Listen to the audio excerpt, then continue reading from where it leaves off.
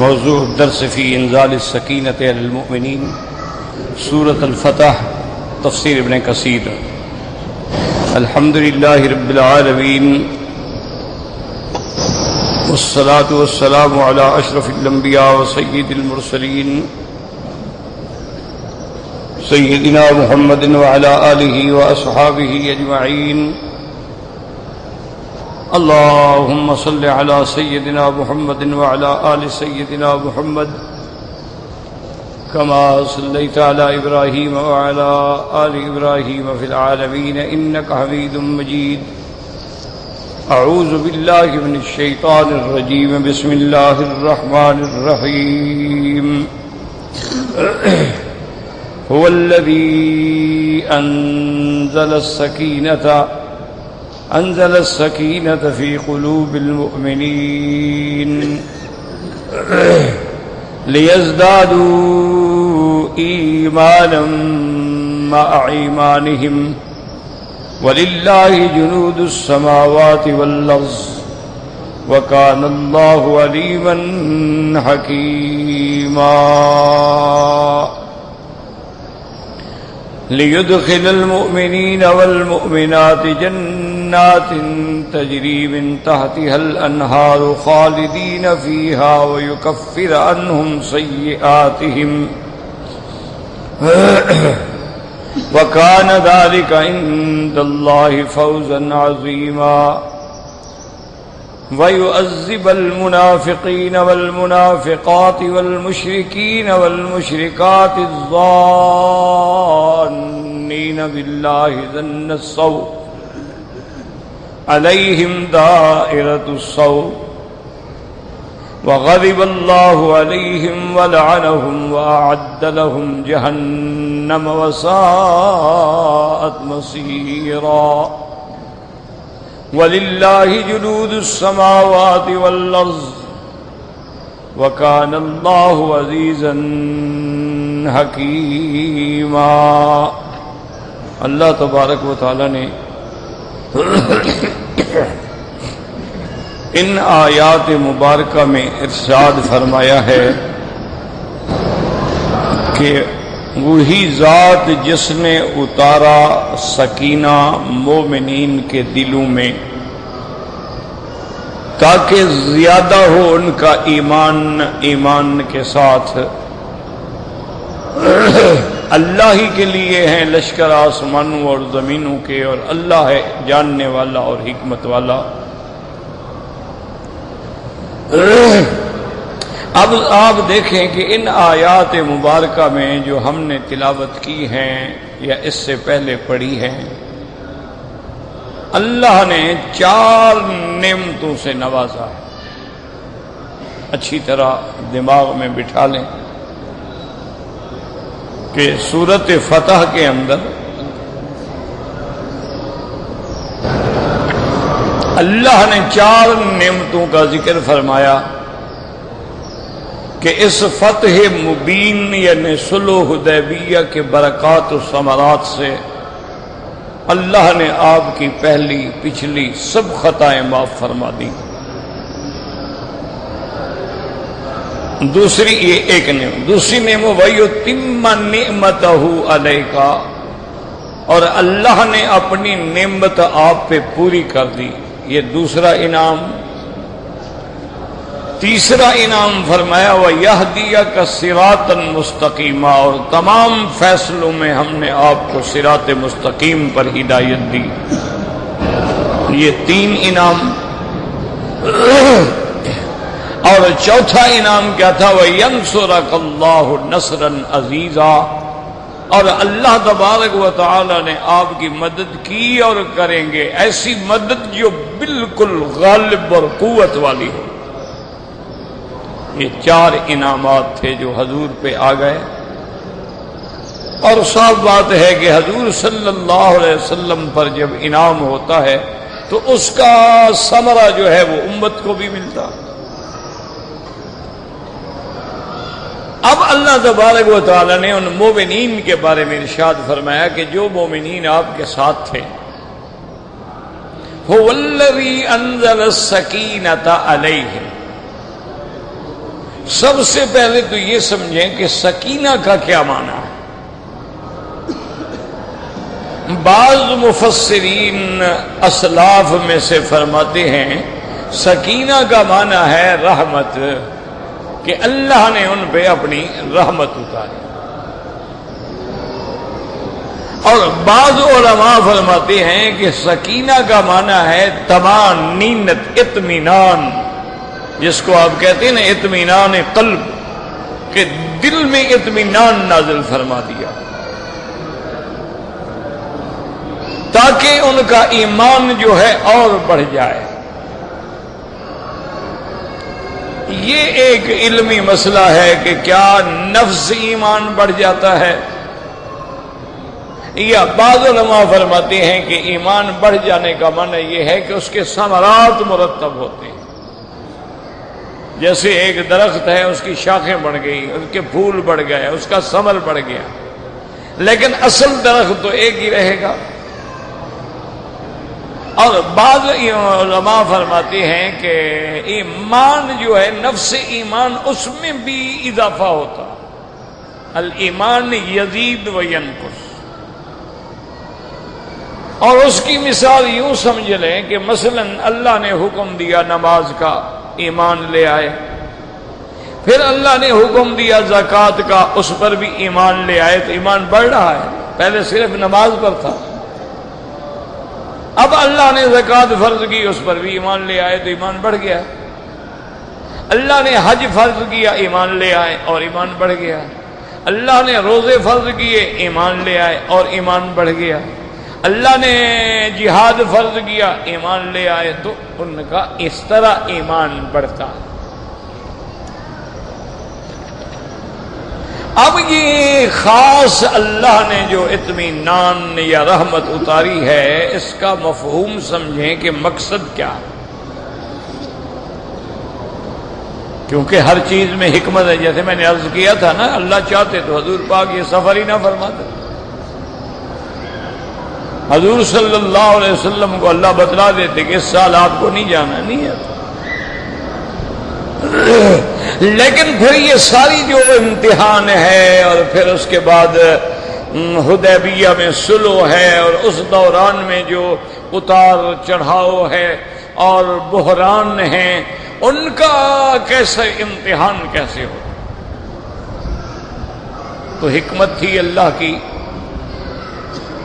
اب اللہ فرماتے ہیں کہ ہم نے مومنوں پہ خاص رحمت اتاری۔ کیا مطلب؟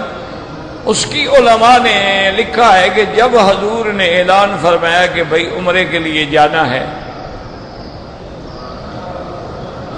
تو اب صاف بات ہے کہ نظر آ رہی تھی کہ بھئی مکے والوں نے تو بند کیا ہوا ہے، ہمارا ان سے جھگڑا ہے، اختلاف ہے، اور 5 ہجری میں انہوں نے ساری قبائل اکٹھے کر کے مدینے پہ چڑھائی کی ہے۔ تو اب اگر جا رہے ہیں تو ہم تو گویا موت کے منہ میں جا رہے ہیں۔ اسی لیے جو منافقین تھے، دیکھیں نا، اس سفر میں منافقین نہیں آئے، صرف ایک آدمی تھا منافقوں کا، اور کوئی بھی نہیں آیا۔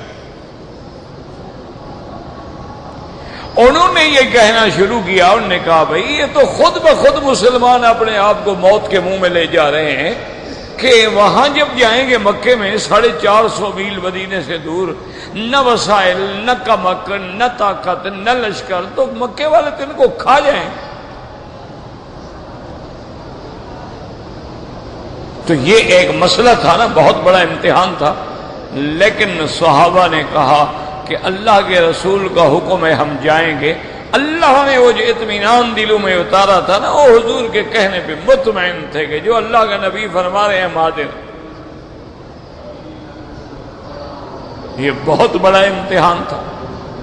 اب حضور کا قافلہ چل پڑا، احرام کی نیت ہو گئی، احرام باندھ لیا، کافروں نے راستے میں ہی حملے کرنے شروع کر دیے۔ انہوں نے راستے میں صحابہ کے خلاف شب خون مارے، ان کا آدمی پکڑے گئے، ایک دفعہ 40 پکڑے گئے، ایک دفعہ 80 پکڑے گئے۔ تو اب تو واضح ہو گیا تھا نا بھی کافر ہمیں معاف نہیں کریں گے، جو ہمیں آنے ہی نہیں دے رہے، راستے میں ہم پر حملے شروع کر دیے ہیں، تو مکے میں جب ہم جائیں گے تو ہمیں چھوڑ دیں گے۔ لیکن صحابہ مطمئن ہے کہ جو اللہ کے نبی فرمائیں گے بس ٹھیک ہے۔ اب آپ کو روک دیا گیا،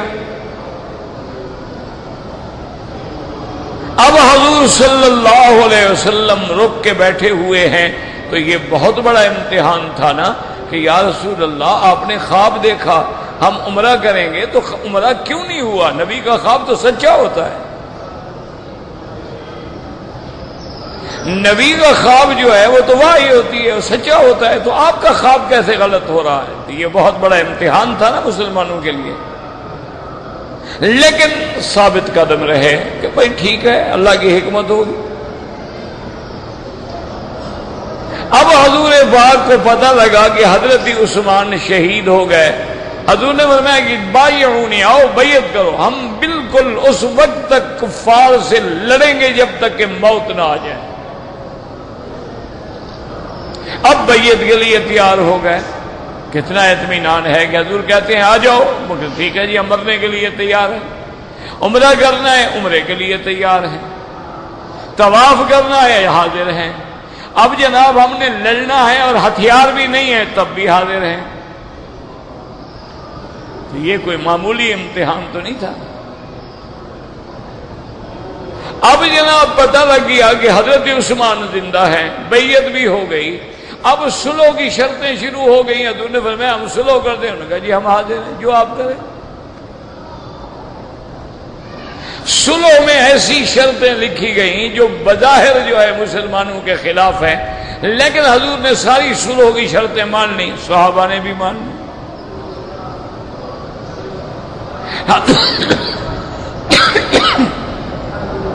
حضور پاک نے اپنا جانور ذبح فرمایا، صحابہ نے بھی ذبح فرمایا۔ حضور پاک نے سر منڈا دیا، صحابہ نے بھی سر منڈا دیا۔ حضور نے احرام کھول دیا، صحابہ نے بھی احرام کھول دیا۔ حضور نے فرمایا واپس چلو، صحابہ بھی واپس چل پڑے۔ اللہ فرماتے ہیں یہ ہم نے اطمینان ان کے دلوں میں اتارا تھا کہ جیسے جیسے امتحان آتے جائیں تم اللہ رسول کی فرما برداری سے نہ ہٹو۔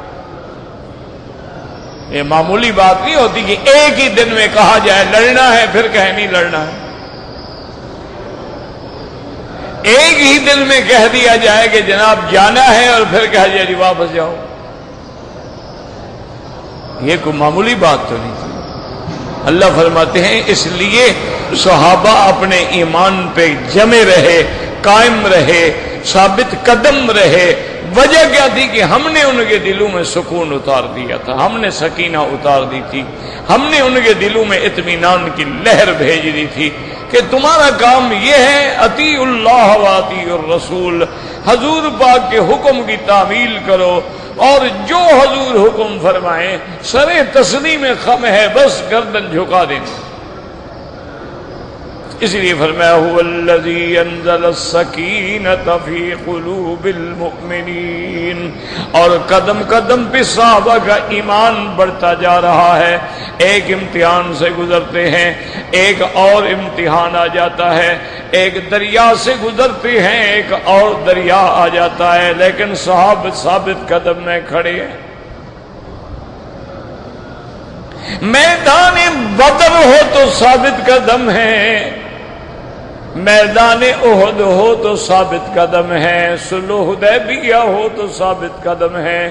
سرکار دو جہاں کے ہر حکم پہ صحابہ جان دینے کے لیے تیار ہیں، اور کھل کے کہتی ہیں کہ یا رسول اللہ صلی اللہ علیہ وسلم لسنا اصحاب موسیٰ، ہم موسیٰ علیہ السلام کے صحابی نہیں ہیں، ہم موسیٰ علیہ السلام کے ساتھی نہیں ہیں، جنہوں نے موسیٰ علیہ السلام کو کہہ دیا تھا کہ فَاذْهَبْ أَنْتَ وَرَبُّكَ فَقَاتِلَا، آپ جانے آپ کا خدا جانے، ہم تو جہاد نہیں کرتے۔ انہوں نے کہا یا رسول اللہ نحن اصحاب محمد، ہم تو محمد مصطفیٰ کے پروانے ہیں، آپ حکم تو کریں، ہم آپ کے آگے کٹیں گے، آپ کے پیچھے کٹیں گے، دائیں کٹیں گے، بائیں کٹیں گے۔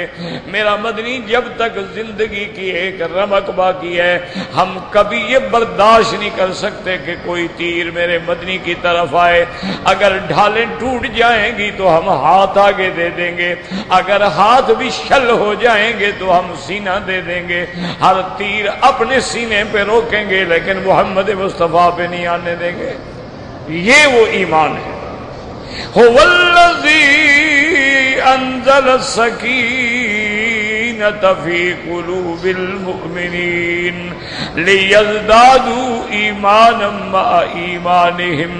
اور آگے اللہ فرماتی ہیں وَلِلَّهِ جُنُودُ السَّمَاوَاتِ وَالْأَرْضِ، یاد رکھ وَلِلَّهِ جُنُودُ السَّمَاوَاتِ وَالْأَرْضِ۔ آگے اللہ نے یہ بھی فرما دیا میرے مدنی کے پروانوں، یہ میری مہربانی ہے کہ میں نے تمہیں محمد کا صحابی بنا دیا ہے، میں نے تم پہ اپنی رحمت نازل کر دی ہے، ورنہ آسمانوں اور زمینوں کے لشکر جو ہیں وہ تو اللہ کے ہاتھ میں ہیں۔ ہم چاہیں تو کسی اور ذریعے سے بھی اپنے نبی کی مدد فرما دیں۔ وَلِلَّهِ جُنُودُ السَّمَاوَاتِ وَالْأَرْضِ، آسمانوں اور زمینوں کے لشکر سے کیا مراد ہے؟ علماء فرماتے ہیں آسمانوں میں اللہ کے فرشتے ہیں، اور اللہ کے فرشتے جو ہیں وہ اللہ تعالی کا لشکر ہے۔ اللہ کے حکم پہ وہ ہر تعمیل کرنے کے لیے تیار کھڑے ہیں۔ وہ ایسے بندے ہیں عباد مکرمون، شان والے بندے ہیں، لا یعصون اللہ ما امرہم ویفعلون ما یؤمرون۔ وہ اللہ کی نافرمانی نہیں کرتے، وہ تو وہی کرتے ہیں جس کا اللہ حکم فرما دیتے ہیں۔ اور وہ ایسی طاقت والا لشکر ہے، ایسے قوت والا لشکر ہے کہ اللہ نے جبریل کو حکم دیا، اللہ کے فرشتے جبریل نے آ کے قوم سمود کے علاقہ جو تھا، آبادی جو تھی، قصبہ جو تھا، شہر جو تھا، اس کے مین دروازے پہ کھڑے ہو کے صرف چیخ ہماری ساری قوم مر گئی۔ وہ تو اتنی طاقت والے ہیں ان کو تو لڑنے کی بھی ضرورت نہیں پڑتی۔ فَأَخَذَتْهُمُ الصَّيْحَةُ، بس ایک چنگھاڑ، حضرت جبریل نے چیخ ماری اور ساری کی ساری قوم جو ہے مر گئی۔ اللہ نے حکم دیا جبرائیل حاضر رب جلیل، اللہ نے فرمایا قوم لوط کی بستیوں کو اٹھا لو۔ تو روایات میں آتا ہے کہ حضرت جبریل نے علی جناح ہی، آپ نے اپنے پر سے من تخوم الارض، زمین کی اصل جڑوں سے پانی تک کے نیچے سے جا کے بستیوں کو اٹھایا، اور اللہ نے فرمایا لے آؤ آسمانوں تک۔ فَجَعَلْنَا عَالِيَهَا سَافِلَهَا، ایک پر پہ اٹھا کے لے گئے، اور اس وقت بھی ان بستیوں میں 6 لاکھ آدمی کی آبادی تھی۔ تو کتنی بڑی بستیاں ہوں گی؟ 5 بستیاں تھیں جن میں 6 لاکھ بندہ رہتا ہو۔ تم نہیں دیکھا نہیں تمہارے قصبے ہوتے ہیں 5-10 ہزار کی آبادی ہوتی ہے، کتنے بڑے گھر ہیں، مکان ہیں، دکانیں ہیں، بازار ہیں، جہاں 6 لاکھ آدمی بستا ہو تو وہاں کتنی بڑی آبادی ہوگی۔ لیکن جبریل علیہ السلام نے ایک پر پہ اٹھا لیا اور آسمانوں کے قریب لے گئے، حتیٰ کہ ان بندوں نے آسمان کی مخلوق کی آوازیں بھی سن لی، یعنی اتنے قریب لے گئے۔ اللہ نے حکم دیا الٹ ڈالو ان کو۔ فَجَعَلْنَا عَالِيَهَا سَافِلَهَا، اللہ نے فرمایا جبریل اب ان کو الٹ ڈالو۔ یہ جیسے لڑکوں کو اوندھا کر کے بدفعلی کرتے تھے، ان کو میں بھی وہی سزا دیتا ہوں، ان کو اوندھا کر کے گراؤ اور اوپر پتھروں کی برسات کر دو۔ تو اللہ نے فرمایا میرے پاس تو بڑے لشکر ہیں، میں کسی اور لشکر سے مدد کر دوں۔ جب احزاب نے گھیر لیا مدینے کو اور صحابہ پریشان ہو گئے کہ ہر طرف سے محاصرہ کر لیا ہے کافروں نے، وہ تو درمیان میں خندق ہے نا، تو وہ خندق عبور نہیں کر رہے تھے، لیکن انہوں نے حصار کر لیا تھا۔ 2 طرف تو ویسے ہی یہودی تھے، بنی قریظہ، بنی نذیر، وہ بھی تو دشمن، یعنی حضور اگر مشرکین سے لڑیں، وہ یہودی آ کے مدینے پہ قبضہ کر رہے ہیں، کون ان کو روکے گا؟ ہر طرف سے گھیراؤ ہو گیا۔ حضور پاک رات کو تہجد میں کھڑے ہیں اور اللہ سے دعا مانگ رہے ہیں کہ مولا مہربانی فرما، تیرا وعدہ ہے کہ میں اپنے انبیاء کی مدد کرتا ہوں، میری مدد کر۔ اِنَّا لَنَنصُرُ رُسُلَنَا وَالَّذِينَ آمَنُوا فِي الْحَيَاةِ الدُّنْيَا، تیرا وعدہ ہے کہ ہم اپنے رسولوں کی، ایمان والوں کی مدد کرتے ہیں۔ میرا مولا اس وقت مدینے کا محاصرہ ہو چکا ہے، شدید سردی کا زمانہ ہے، آدمی ہاتھ باہر نہیں نکال سکتا ہے، ہاتھ باہر نکالے تو خون رگوں میں جم جاتا ہے، مہربانی کر کے مدد فرما۔ حضور تہجد پڑھ رہے ہیں، اسی حال میں آپ نے صبح کی نمازیں خیمے میں ادا کی ہیں۔ جب صبح کی نماز پڑھ کے فارغ ہوئے، حضور پاک نے صحابہ سے پوچھا کہ دیکھو لشکر کا کیا حال ہے۔ صحابہ آگے کہتے ہیں یا رسول اللہ لشکر تو ہے ہی نہیں، ہو تو گیا۔ حضور باہر آ گئے، دیکھا خیمے نہیں ہیں، سامان نہیں ہے، قریشیوں کا بچہ کوئی نہیں نظر آ رہا ہے۔ وجہ کیا تھی؟ اللہ نے ہوا بھیج دی، اور ہوا ایسی چلی نا جی، اس نے خیمے اکھاڑ دیے، ان کے اونٹوں کو اوپر لے کے گردن توڑ دیتی تھی، ہوائیں اکھاڑ دی۔ قریش نے کہا دوڑو بھاگو، اللہ کا عذاب آ گیا، مقابلہ نہیں ہو سکتا، اور جان بچا کے بھاگے۔ مکے تک پیچھے مڑ کے بھی نہیں دیکھا کہ پیچھے کوئی بچ گیا، کوئی رہ گیا، کوئی آ گیا، کوئی نہیں آیا، سب اڑ گیا۔ اس لیے حضور نے فرمایا نصرت بالصبا واہلکت عاد بالدبور، اللہ نے باد صبا چلا کے میری مدد کی ہے، اور اللہ نے ہوا دبور چلا کے قوم عاد کو ہلاک کر دیا۔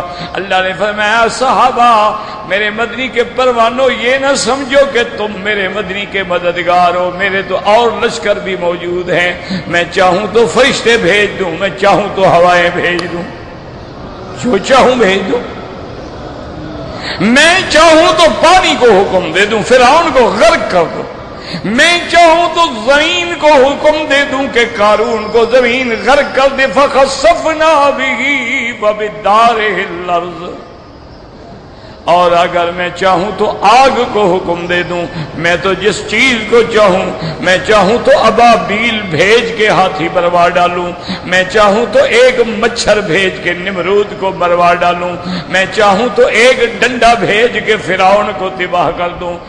مجھے کیا کبھی ہے، یہ تو میری مہربانی ہے کہ میں نے تمہیں موقع دیا ہے کہ تم میرے مدنی کے غلام بنو، ورنہ ہمارے پاس تو لشکر ہیں۔ وَمَا يَعْلَمُ جُنُودَ رَبِّكَ إِلَّا هُوَ، اللہ نے فرمایا میرا محبوب آپ کو تو پتہ ہی نہیں کہ میرے لشکر کتنے ہیں، کتنا ملائکہ ہیں، ان کا تعداد کیا ہے، ان کا عدد کیا ہے۔ آسمان زمین سے بڑے ہیں، پھر 7 آسمان ہیں، اور ایک بالشت کے برابر بھی جگہ نہیں مگر کوئی نہ کوئی فرشتہ سجدے میں پڑا ہے۔ تو اللہ نے فرمایا ہمارے پاس اتنے بڑے لشکر ہیں۔ وَكَانَ اللَّهُ عَلِيمًا حکیمہ، یہ کانا جو ہے ماضی کا اشارہ دیتا ہے کہ یہ نہیں، اللہ تو پہلے سے ہی علم والے ہیں اور حکمت والے ہیں۔ اگر انہوں نے آپ کو چن لیا ہے، آپ کو میرے مدنی کا ساتھی بنا دیا ہے، آپ کو احرام میں بھی ساتھ بھیجا ہے، آپ کا بھی امتحان لے لیا ہے، اس لیے قرآن دوسری جگہ کہتا ہے اولئک الذین امتحن اللہ قلوبہم للتقوی، اللہ فرماتا ہے میرا مدنی تیرے ساتھیوں کو ہم نے دلوں کو مانج کے، جانچ کے، پرکھ کے، کھول کے چن لیا ہے، یہ تیرے سچے ساتھی ہیں۔ اللہ حکمت والے ہیں، وہ چاہیں تو بندوں سے مدد کروا دیں، وہ چاہیں تو حواس سے مدد کروا دیں، وہ چاہیں تو مدنی کو جانے دیں، وہ چاہیں تو واپس لوٹا دیں، وہ چاہیں تو مکہ فتح کروا دیں۔ وَكَانَ اللَّهُ عَلِيمًا حکیمہ لیدخل، یہ سارا انتظام ہم نے کیوں کیا؟ لیدخل المؤمنین والمؤمنات جنات تجری جنات تجری من تحتها الانہار خالدین فیہا ویکفر عنہم سیئاتہم وکان ذالک عند اللہ فوزا عظیما۔ یاد رکھیں تاکہ ہم مومنین ایمان والے مردوں کو اور ایمان والی عورتوں کو داخل کریں جنات ایسے باغوں میں تجری من تحتها الانہار جن کے نیچے نہریں بہتی ہوں گی خالدین فیہا اور وہ ہمیشہ انہی جنات میں رہیں گے وَيُكَفِّرَ عَنْهُمْ سیئاتہم اور ان کے گناہوں کو معاف کر دیں ان کے گناہوں کو مٹا دیں وَكَانَ ذَلِكَ عِندَ اللَّهِ فَوْزًا عظیما۔ یہ جنت میں پہنچ جانا، یہ جنت کا نصیب ہو جانا، یہ بہت بڑی کامیابی ہے، یہ بہت بڑا مقام ہے جو اللہ کی رحمت کے بغیر حاصل نہیں ہو سکتا ہے۔ اللہ نے فرمایا یہ سارا امتحان ہم نے کیوں لیا؟ تاکہ مومن ایمان والے اور مومنات کو ہم جنت دے سکیں۔ اگر یہ امتحان نہ ہوتا تو پھر جنت کیسے ملتی؟ اگر یہ امتحان نہ ہوتا تو پھر یہ فوز عظیم کیسے ملتی؟ اگر امتحان نہ ہوتا تو پھر یہ انعامات کیسے ملتے؟ اللہ تبارک و تعالیٰ اپنے بندوں کا امتحان کرتے ہیں لیدخل المؤمنین والمؤمنات۔ اور یاد رکھیں اب سمجھنے والی بات یہ ہے لیدخل المؤمنین والمؤمنات جنات تجری من تحتها الانہار۔ من تحتها کا کیا معنی ہے؟ یاد رکھو اللہ کے قرآن کو سمجھنے کی کوشش کرو۔ من تحتها الانہار ایسے باغ جن کے نیچے نہریں بہتی ہیں۔ کیا معنی؟ بعض علماء کہتی ہیں محاورہ ہوتا ہے اگر نہر آپ کے محل کے آگے گزر رہی ہو تو کہا جاتا ہے کہ فلاں بندے کا تو جی دریا کے اوپر گھر ہے۔ وہ دریا پر تھوڑا ہوتا ہے، وہ تو زمین پہ ہوتا ہے، لیکن دریا آگے بہ رہا ہوتا ہے۔ تو جیسے بڑے بڑے لوگ ہیں نا دریاؤں کے کنارے پہ جا کے محل بناتے ہیں اور پھر ان کی سیڑھیاں بناتے ہیں اور وہ سیڑھیاں جو ہے پانی میں اترتی ہیں تاکہ وہ آدمی جو ہے نا گھر والے جو ہیں سیڑھیوں پہ آ کے بیٹھ گئے، ٹانگیں پانی میں ڈال دیں، ہاتھ منہ دھوتے رہے اور بیٹھے رہے اور بالکل۔ تو اس کو بھی کہا جاتا ہے کہ دریا محل کے نیچے جو ہے دریا بہ رہا ہے۔ اور بعض علماء کہتی ہیں کہ یہ تو دنیا کی باتیں ہیں، اللہ کے آگے کیا مشکل ہے کہ اوپر باغ ہو اور نیچے سے حقیقتاً نہریں بہ رہی ہوں؟ اللہ کے آگے کیا مشکل ہے؟ ابھی آپ نے دیکھا نہیں، ابھی تو لوگوں نے سمندروں میں گھر بنا لیے، ہوٹل بنا لیے ہیں، سمندروں میں سرنگیں بنا لی ہیں، سمندروں میں اوپر پانی بہ رہا ہے، نیچے ہوٹل میں بیٹھے کھانے کھا رہے ہیں۔ اگر یہ بندے بنا سکتے ہیں تو اللہ کے آگے کیا مشکل ہے جی؟ اللہ تبارک و تعالیٰ کے آگے مشکل کیا ہے؟ اللہ تبارک اس لیے بعض علماء کہتے ہیں حقیقتاً فی جنات تجری من تحتها الانہار۔ ایک تو یہ انعام ہو۔ اچھا دوسرا انعام کیا ہے؟ یہ وقتی داخلہ نہیں ہوگا کہ سال رہ لو، 2 سال رہ لو، نہ فرمایا خالدین فیہا، اب یہ ہمیشہ جنت میں رہیں۔ دعا کرو اللہ ہمیں بھی جنت نصیب کرے۔ اللہم ارزقنا الفردوس الاعلی، اللہم ارزقنا الجنت بغیر حساب، اللہم انا نسألک رضاک والجنہ ونعوذ بک من سخطک والنار۔ اللہ اکبر۔ وہ ایک مجذوب تھے، اللہ ان کی قبر پہ رحمتیں فرمائے۔ مجذوب آدمی تھے، ایک دن بیٹھے بیٹھے کہنے لگے اللہ میاں مجھے جہنم میں ڈال دو گے، کیا فائدہ ہو جائے گا آپ کو؟ میں تو جل جاؤں گا، آپ کو کیا فائدہ ہو جائے؟ میرے جلانے سے آپ کو کوئی فائدہ ہے؟ اور اگر مجھے جنت میں بھیج دیں گے تو آپ کا کوئی نقصان ہو جائے کہ آپ کے پاس وہی ایک کمرہ ہے، اس میں میں چلا گیا تو باقی کدھر جائیں گے؟ تو جب جنت میں جانے سے آپ کا نقصان کوئی نہیں، جہنم میں ڈالنے سے آپ کا فائدہ کوئی نہیں، ضروری چلانا ہے۔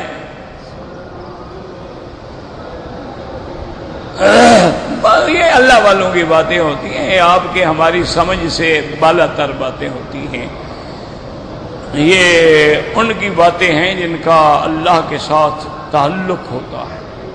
تو جتنا تعلق زیادہ ہوتا ہے، دیکھیں نا، جو صحابہ حضور سے بے تکلفی کر سکتے تھے ہم کر سکتے ہیں، ہماری طاقت ہے۔ صحابہ حضور سے مذاق بھی فرما لیتے ہیں۔ ایک صحابی کھڑے تھے، حضور آرام سے پیچھے آ کے چلتے آئے، پیچھے سے اس کی آنکھوں پہ ہاتھ رکھ لیا اور اپنی آواز مبارک کو تبدیل کر کے فرمایا، بتلاؤ میں کون ہوں؟ اس نے کہا پتہ نہیں کون ہے؟ بتلاؤ نا میں کون ہوں؟ انہوں نے کہا جی کوئی پتہ نہیں، اور پیچھے بھی ہوتا جائے اور کہے جی پتہ نہیں۔ آپ نے تیسرے دفعہ پوچھا بتلاؤ کون ہوں میں؟ انہوں نے کہا جی کوئی پتہ نہیں۔ تو حضور نے ہاتھ اٹھا لیے، فرمایا دیکھو تم مجھے نہیں پہچان سکے؟ اس نے کہا مدنی آپ کے تو قدم کی آواز بھی میں پہچان لیتا ہوں، وہ تو میں بہانہ کر رہا تھا کہ میرا بدن کسی طرح آپ کے سینے کو لگ جائے، وہ تو میں اس لیے ہٹ رہا تھا پیچھے کہ کسی طرح حضور سے لگ تو جاؤں نا۔ آپ کے تو قدم اٹھے ہم پہچان لیتے ہیں، آپ کے ہاتھ میرے آنکھوں پہ تھے میں نہیں پہچان سکا، یہ کوئی بات ہے؟ یہ پیار کی باتیں ہیں نا، یہ ہر آدمی کر سکتا ہے۔ ایک صحابی گھر میں ہے، حضور نے سلام کیا، السلام علیکم، کوئی جواب نہیں۔ حضور نے دوسرے دفعہ سلام کیا، کوئی جواب۔ حضور نے تیسرے دفعہ سلام کیا تو تیسرے دفعہ بھی کوئی جواب نہیں۔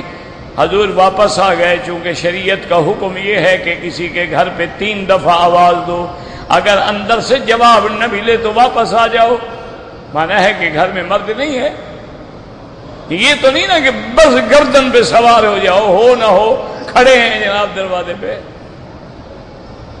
بلکہ آج کل تو لوگ دیکھتے ہیں نہ ہو تو خوش ہوتے ہیں کہ چلو اکیلے بیٹھنے کا موقع مل جائے گا نا، خیر خواہ لوگ ہوتے ہیں نا۔ انا للہ و انا الیہ راجعون۔ اب حضور چل پڑے تو صحابی گھر سے نکلا، دوڑ کے آیا اور حضور کو آگے پکڑا۔ حضور نے فرمایا اللہ کے بندے میں نے 3 دفعہ سلام کیا، تم گھر میں تھے؟ انہوں نے کہا یا رسول اللہ میں گھر میں تھا۔ تو میں جواب کیوں؟ انہوں نے کہا حضور آپ بار بار جو سلام فرما رہے تھے، میں کہہ رہا تھا اور حضور زیادہ دعا کر دیں، اور زیادہ دعا کر دیں، اور السلام علیکم، تم پہ سلامتی ہو، دعا ہو رہی ہے نا۔ میں نے کہا جتنا زیادہ سلامتی کے لیے حضور دعا کریں گے میرا تو بھلا ہو گیا نا۔ حضور نے فرمایا اللہ کے بندے 3 دفعہ کے بعد تو پھر حکم ہے کہ جاؤ۔ تو یہ باتیں صحابہ کر سکتے تھے، آپ ہم نہیں کر سکتے۔ پھر حضور کی جو ازواج ہیں، آپ کی امہات ہیں، امہات المومنین جو ہیں، وہ جو حضور سے لاڈ کر سکتی ہیں وہ کون کر سکتا؟ حضرت عمر آئے رضی اللہ عنہ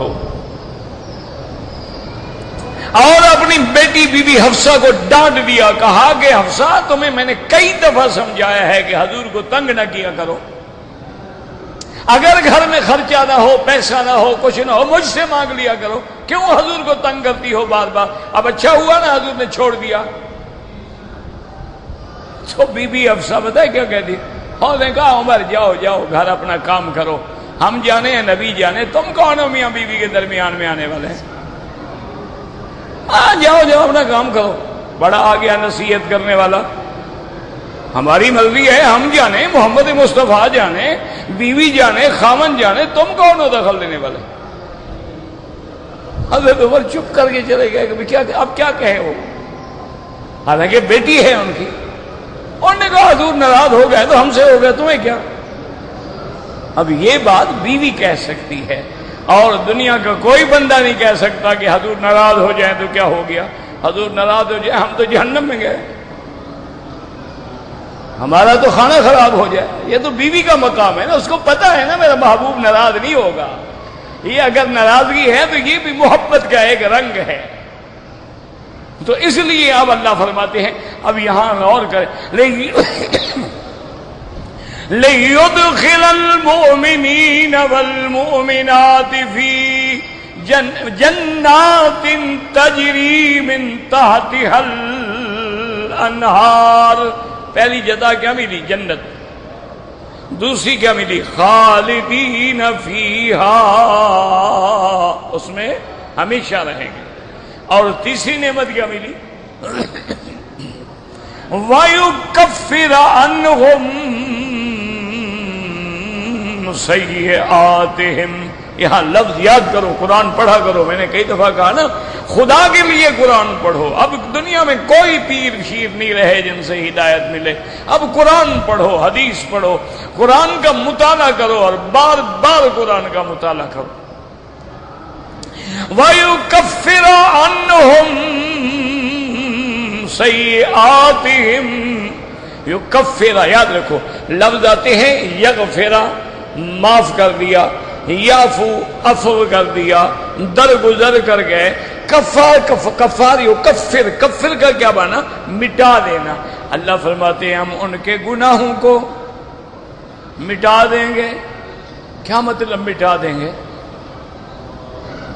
اس کو محدثین اور علماء نے لکھا ہے کہ جب بندے سے گناہ ہو جاتا ہے نا، بندہ توبہ کرتا ہے، اللہ فرماتے ہیں فرشتے میرے بندے نے توبہ کر لی، میں نے معاف کر دیا ہے، اب میرے بندے کا وہ جو گناہ لکھا ہوا ہے نا نام عمل میں، اس کو مٹا دو۔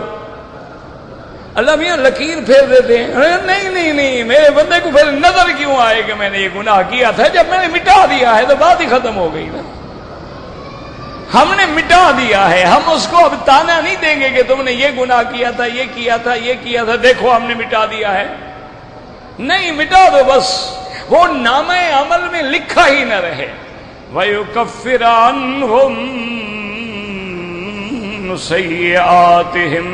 یاد رکھو اس کی مثال ایسی ہوتی ہے کہ جیسے آپ نے کسی کا قرضہ دینا ہے اور سیٹھ جو ہے اس کے پاس لکھا ہے فلاں پہ اتنا قرضہ، اتنا قرضہ، اتنا قرضہ، وہ کہتا ہے اچھا بھائی دیکھو یہ میں نے لکیر پہ کاٹ دیا بابا، میں نے بڑا قرضہ ختم کر دیا۔ ایک یہ بھی تو ختم ہو گیا، کہتے نہیں یار یہ دیکھو میں نے پھاڑ کے کاغذ ہی پھینک دیا، وہ دفتر ہی پھاڑ دیا ہے میں نے، قصہ ختم۔ تو دونوں میں بڑا آسمان و زمین کا فرق ہے نا، ایک تو ہے کاٹ دو، لیکن ایک یہ دفتر ہی پھاڑ دو، قصہ ہی ختم کر دو۔ کل کو بیٹے آئے وہ کہیں پتہ نہیں یہ لکیر کس نے ماری تھی، ہمارا قرضہ باپ کا دینا ہے لاؤ، نہیں اب وہ پھاڑ ہی ڈالا تو کیا رہے گا؟ اللہ فرماتے ہیں ہم ان کے گناہوں کو وَيُكَفِّرَ عَنْهُمْ سَيِّئَاتِهِمْ، اور جن کو یہ تینوں انعام مل گئے، کان ذالک عند اللہ، وکان ذالک عند اللہ فوزا عظیما، یہ اللہ کے ہاں بہت بڑی کامیابی ہے۔ فوز مانا کامیابی، عظیما بہت بڑی کامیابی۔ اب یہاں مسئلہ سمجھیں کہ اللہ نے یہ سارا انعام جو ہے بالکل آمنا وصدقنا مومن مردوں کو دیا، مومن عورتوں کا کیا کام ہے؟ حدیبیہ میں کتنی عورتیں تھیں؟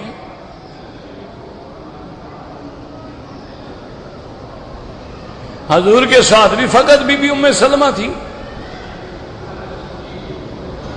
تو مومنات کو یہ سارا انعام جو مل رہا ہے مومنوں کو مل رہا ہے، لیکن ساتھ اللہ کہتے ہیں صرف مومن مرد نہیں، مومن مردوں کو بھی اور عورتوں کو بھی ہم نے۔ ورنہ ایک تو اصول ہوتا ہے نا، دیکھو نا، خامد کی تنخواہ بڑھ جائے تو بیوی کا فائدہ تو خود بخود ہو جاتا ہے نا بھئی، جب تنخواہ بڑھ گئی تو گھر میں ذرا آسانی آئے گی نا، گھر اچھا بنے گا، اچھا کھانا آئے گا، اچھا پھل آئے گا، فائدہ تو ہوگا۔ لیکن یہاں تو اللہ دونوں کا نام لے رہے ہیں کہ لِيُدْخِلَ الْمُؤْمِنِينَ وَالْمُؤْمِنَاتِ، تم مومنات کا نام کیوں لیا ہے؟ حالانکہ وہ تو حدیبیہ میں شریک ہی نہیں ہیں، علماء نے فرمایا ہاں جب حضور نے حکم دیا تھا عمرے پہ چلو، حضور تیاری کر رہے تھے تو جتنی مومن عورتیں تھیں انہوں نے بھی تو خامد کو، بیٹے کو، بھائی کو، باپ کو روکا نہیں، انہوں نے کہا نہیں نہیں جیسے حضور کہتے ہیں چلو جاؤ، ورنہ وہ بھی تو رکاوٹ بن جاتی، کہاں جا رہے ہو، دشمن ہے آگے تمہارے، مت جاؤ، جان بچاؤ اپنی، بھاگ جاؤ، کوئی بہانہ بنا لو، کوئی ادھر ادھر ہو جاؤ۔ لیکن انہوں نے بھی حکم کی تعمیل کی کہ نہیں حضور کہہ رہے ہیں جو جاؤ، بالکل فکر نہ کرو ہم رہیں، اور یہ بھی نہیں کہہ رہے ہیں کہ بھی جب تم لوگ چلے جاؤ گے مدینہ خالی ہو جائے گا، کوئی حملہ کر لے ہمارے اوپر، نہیں نہیں حضور کہہ رہے ہیں تو جاؤ۔ اللہ نے فرمایا میرا مدنی جیسے تیرے صحابہ نے قربانی دی ہے نا، اسی طرح جو صحابیات ہیں ان کی جو عورتیں ہیں وہ بھی پکی ایمان والی ہیں، جیسے یہ ایمان میں سچے کھرے اترے ہیں اسی طرح وہ بھی ایمان میں کھری اتری ہیں، تو جیسے ہم ان کو انعام دے رہے ہیں اسی طرح ہم ان کو بھی انعام دیں گے۔ واللہ اعلم۔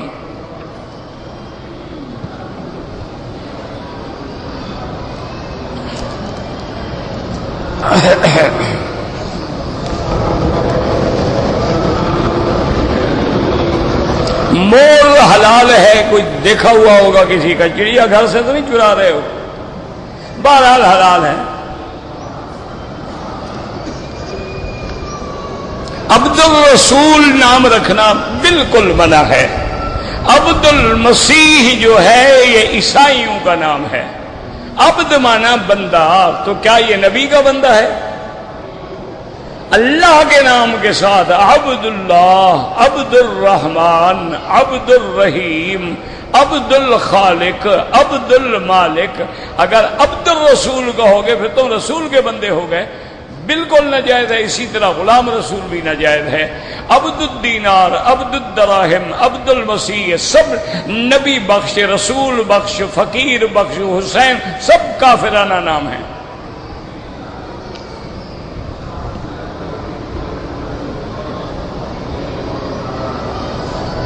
کہتے جی کہ قتل کے بدلے قتل ہونے کے بعد، ہاں اگر کوئی آدمی نے مثلا دنیا میں کسی کو قتل کیا، اس کا قصاص ہو گیا، وہ بھی قتل ہو گیا، تو گویا دنیا کی سزا اس کو مل گئی۔ اب اللہ کی رحمت کا تقاضا یہ ہے کہ اس کو آخرت میں سزا نہیں ملے گی، لیکن اللہ چاہے، مرضی ہے ان کی، کہیں کہ ٹھیک ہے وہ تو بندے کو مارا تھا نا، اس کے بدلے میں تمہاری سزا ہو گئی، میری جو نافرمانی کی تھی وہ تو الگ ہے نا۔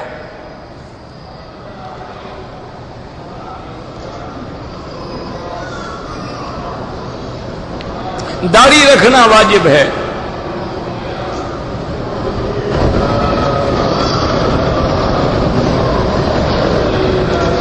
کہتے تھے کہ ایک آدمی نے اپنی بیوی کو طلاق دے دی ہے، بچے بڑے ہیں، شادی شدہ نہیں ہیں، بیوی اپنے بچوں کے ساتھ رہ سکتی، کس کے ساتھ رہے گی؟ جب خاوند نے چھوڑ دیا تو ماں اپنے اولاد کے ساتھ رہے گی، اور کہاں رہے گی؟ یہ بھی کوئی مسئلہ ہے، اولاد کے ساتھ نہ رہے تو کس کے ساتھ رہے؟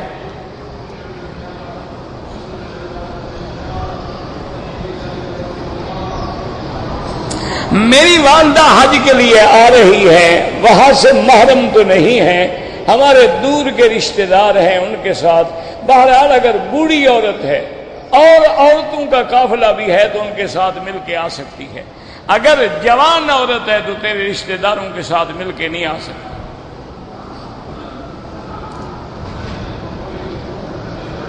کہتے جی کہ عالم سے تعویذ لے کے پہننا جو ہے، میں تو تعویذوں کا قائل نہیں ہوں، لیکن علماء کہتے ہیں کہ اگر تعویذ قرآن کی آیت ہو یا حضور پاک کی دعائے مبارک ہو تو کوئی حرج نہیں۔ وہ جو منتر جنتر والے تعویذ ہیں وہ ناجائز ہیں، وہ کافروں کے تعویذ ہو سکتے ہیں، شرکیہ بھی ہو سکتے ہیں، یا ایسی کلام ہے کہ گرمکھی میں ہے، سنسکرت میں ہے، عبرانی میں ہے، سریانی میں ہے، ہمیں کیا پتا اس لفظ کا کیا مطلب ہے، تو وہ بھی نہیں کرنا چاہیے۔ اگر قرآن کی آیت لکھ دی ہے، حدیث مبارک کی دعا لکھ دی ہے تو کوئی حرج نہیں، لیکن بہتر یہی ہوتا ہے کہ پڑھ کے دم کر کے بدن پہ پھیر دیں۔ مرزائی کہاں پر ہے؟ مرزائی جناب قادیان میں بھی ہیں، ربے میں بھی ہیں، اور آج کل یورپ میں بھی ہیں، اور جتنے غریب ملک ہیں نا وہ وہاں زیادہ جاتے ہیں، لوگوں کو پیسے دیتے ہیں، مدرسے کھولتے ہیں، لوگوں کو مرزائی بناتے ہیں۔ ان کا عقیدہ یہ ہے کہ مرزا غلام احمد قادیانی جو ہے وہ بھی نبی تھا، اس لیے پوری امت مسلمہ کا فتویٰ ہے کہ وہ کافر ہیں، مرتد ہیں، جو مسلمان ہو کے مرزائی بنے ہیں مرتد ہیں۔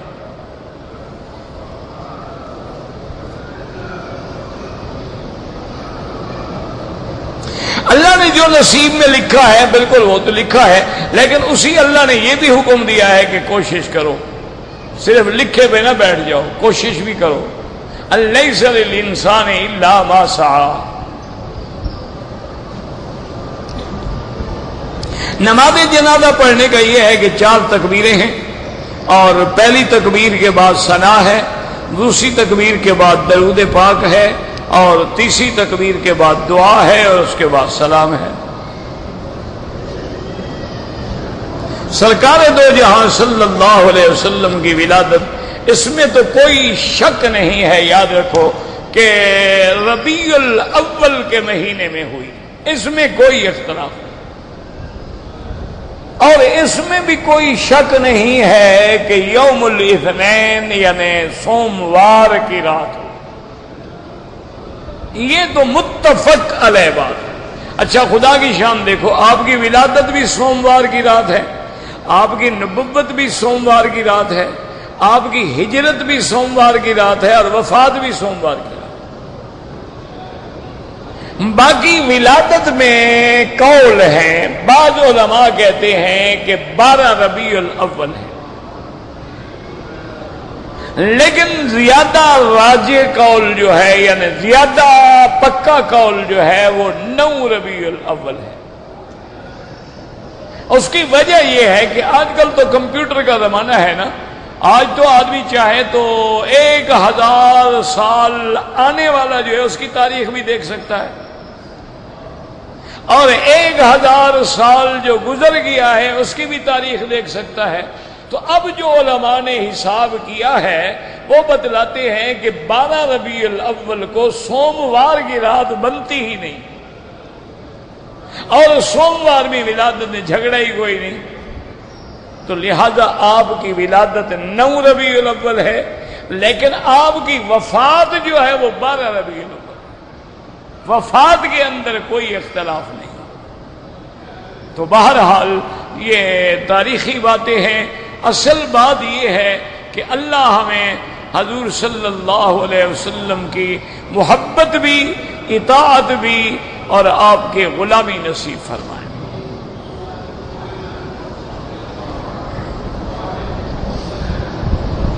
کہتے جی کہ اگر وقت نہ ہوا ہو تو کوئی آدمی وقت سے پہلے اذان دے دے، اذان سے تو کوئی فرق نہیں پڑتا، لیکن نماز نہیں ہوگی وقت سے پہلے۔ یاد رکھو، اذان پہلے دے دی کوئی فرق نہیں پڑ جائے گا، لیکن وقت نہ ہو تو نماز تو نہیں ہوگی نا۔ اب دیکھیں جیسے سورج جب تک غروب نہ ہو تو اذان مغرب کی نہیں ہوتی، سورج جب تک غروب نہ ہو تمہارا روزہ افطار نہیں ہو سکتا۔ اچھا ایک آدمی نے بھول کے 10 منٹ پہلے اذان دے دی، لیکن اذان دینے سے تو گناہ نہیں ہوگا، لیکن نہ روزہ کھول سکتے ہیں نہ آپ مغرب کی نماز پڑھ سکتے ہیں۔ نماز کا تعلق جو ہے وہ وقت کے ساتھ ہے کہ ان الصلاۃ کانت علی المؤمنین کتابا موقوتا۔ اچھا جیسے جمعہ کے دن جو ہے ایک اذان 1 گھنٹہ پہلے بھی دے دی جاتی ہے، اس لیے کہ بھی لوگ تیار ہو جائیں۔ اذا نودی یا ایھا الذین آمنوا اذا نودی للصلاۃ من یوم الجمعۃ فاسعوا الی ذکر اللہ، تاکہ وہ تیار ہو جائے۔ اب اگر آخری جب اذان ہوتی ہے اس وقت تیار ہوں تو ہم پہنچیں گے کب جمعہ میں؟ اس کے 15 منٹ کے بعد 10 منٹ کے بعد تو خطبہ شروع ہو جائے گا، تو اس لیے پہلے ایک اعلان کی اذان بھی ہو جاتی ہے۔ تو بہرحال نماز وقت سے پہلے نہیں ہوتی ہے۔ ابھی صبح صادق ہی نہیں ہوئی، آپ نے فجر پڑھ لی تو ادا نہیں ہوئی۔